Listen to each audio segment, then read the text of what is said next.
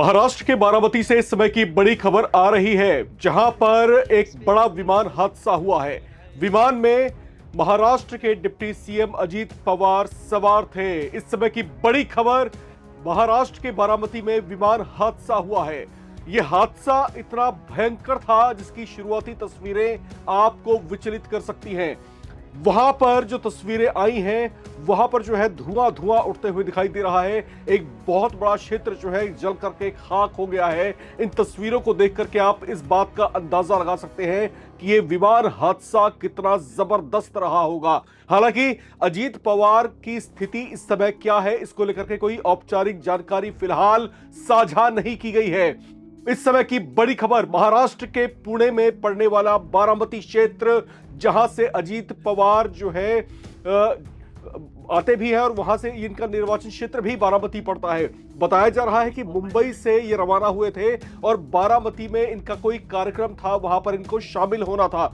लेकिन इससे पहले कि वो वहां पर पहुंच पाते, अचानक जो है इनके विमान में किसी तरह की खामी आती है और फिर इससे पहले कि विमान सुरक्षित लैंड कर पाता, इस कोशिश में विमान जो है वहां पर गिरता है। अचानक से धमाका होता है और क्रैश हो जाता है।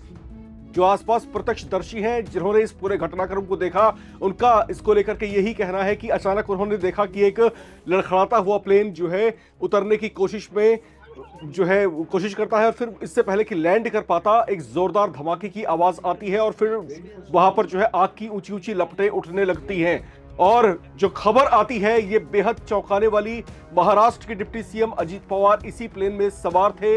ये बताया जा रहा है कि अजीत पवार के साथ में कुछ और लोग भी इस प्लेन में सवार थे। कौन कौन थे वो लोग, कितनी संख्या में थे, इस बारे में जो है कोई औपचारिक जानकारी फिलहाल साझा नहीं की गई है। अजीत पवार की क्या स्थिति है, वो किस हालत में है, इस बारे में अभी कोई जानकारी साझा नहीं की जा रही।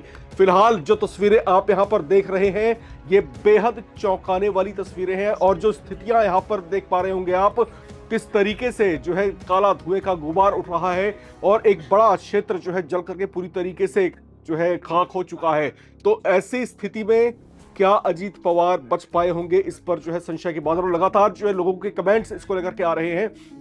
दूसरी महत्वपूर्ण बात यह कि जो बारामती क्षेत्र है, बारामती क्षेत्र जो है इन्हीं अजीत पवार का ही जो है निर्वाचन क्षेत्र है, यहीं से वो जीत करके आए थे और एनसीपी पार्टी के प्रमुख हैं ये।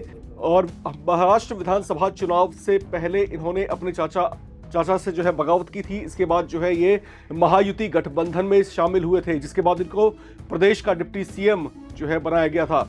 तो ऐसे में अब एक जो खबर आई है, उसने महाराष्ट्र की राजनीति को कहीं ना कहीं से झकझोर कर रख दिया है। इस खबर को सुनने के बाद उनके जो चाहने वाले लोग हैं, उनके जो करीबी हैं, उनको गहरा सदमा लगा है। फिलहाल कैसी स्थिति है उनकी, इस बारे में कोई जानकारी साझा नहीं की जा रही। जो भी बड़ी अपडेट्स होगी हम फिर से लेकर आपके बीच हाजिर होंगे। आप देखते रहें नवभारत टाइम्स।